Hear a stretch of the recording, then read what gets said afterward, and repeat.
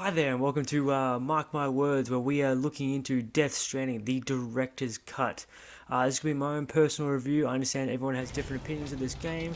We're going to jump into it with a little bit of housekeeping to start off, where I'm just going to let you know the gameplay that you're seeing is gameplay that I've taken myself off my PS5, and it looks beautiful in the 4K director's cut. But we're going to jump straight into the review. Now, an understanding of my position with Death Stranding is I originally played Death Stranding back in 2019, and I was one of those people that I just couldn't do it. I played it for about 4 hours and I just couldn't take it. It was boring. It was a walking simulator. It wasn't very exciting. I just couldn't do it, so I dropped it. Now, 2021, the director's cut of the game has come out, upgrade graphics, more missions, and after the cult following this game is created, I decided to take it upon myself to plunge in and find out, is Death Stranding, the director's cut, worth your time? So the Death Stranding plot in a nutshell is basically you play as a main character named Sam Porter Bridges, who delivers packages from place to place to reconnect America through a digital network. Each place you connect, you'll start allowing trade, tools, and communication throughout the entire country. Now this is a similar post-apocalyptic game that you may have seen before with zombies or ghouls, but instead of that, you hit with something a bit different. They're called BTs, basically ghosts that haven't moved on. That's kind of a really rough description there. You will travel the land, connect America, run into BTs, mules. Mules are basically other survivors that refuse to join the network, and all they really want is your cargo. All they're trying to do is steal your cargo. So the stuff that you're trying to travel from place to place, that's their mission, is to take that stuff off you. The story itself is actually quite amazing. It is really good. Unfortunately, it's not for everyone, and it's hard to not delve too much into it because honestly, majority of the story actually is impacted in the last 8 to 7 hours of the game. For the first 18 hours of the game, you're actually not going to experience a lot of the story. You're going to get little snippets here and there, but you're not actually going to understand what you're really getting into. Now let's jump into the gameplay. Gameplay itself is revolutionary in the way that you actually have to control your balance, which is different to any game I've ever seen. You use the adaptive triggers of L2, R2 on the PS5, and throughout that game you'll actually be tripping over things, or you'll be going down an incline or a decline, and you actually have to control your balance based on the amount of weight that you have on your back.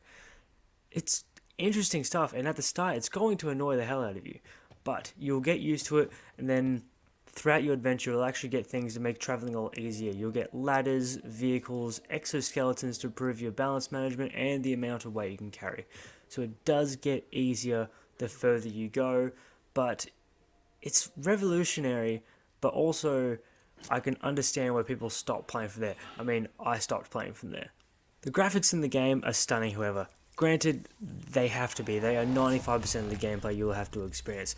If it wasn't for the beautiful world they've created, the scenery, mixed with the audio that just makes it almost therapeutic in this game, it would have been a flop, because all you're doing is traveling and dealing with your balance management and the cargo you're carrying.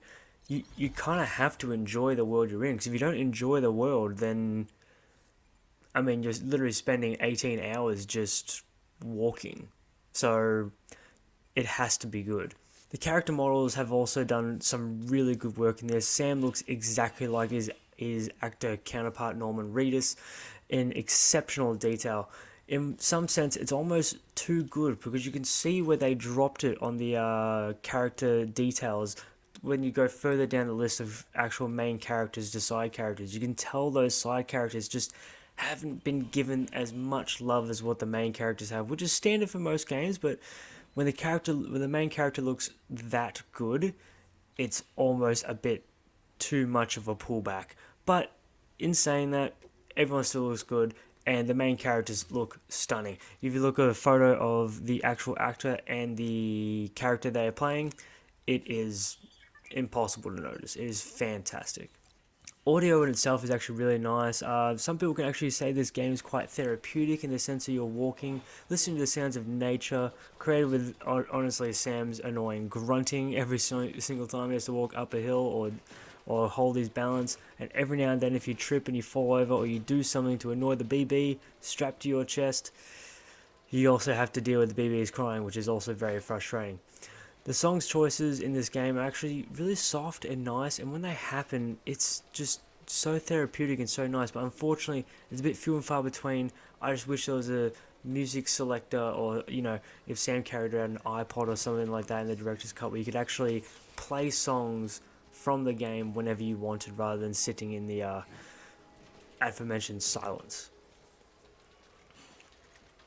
The game is full on, but also quite exhausting. I can see how they've collected a cult following in this game that weeds out the less invested people, but unfortunately after my 29 hours of gameplay, I really wish more people could enjoy this game.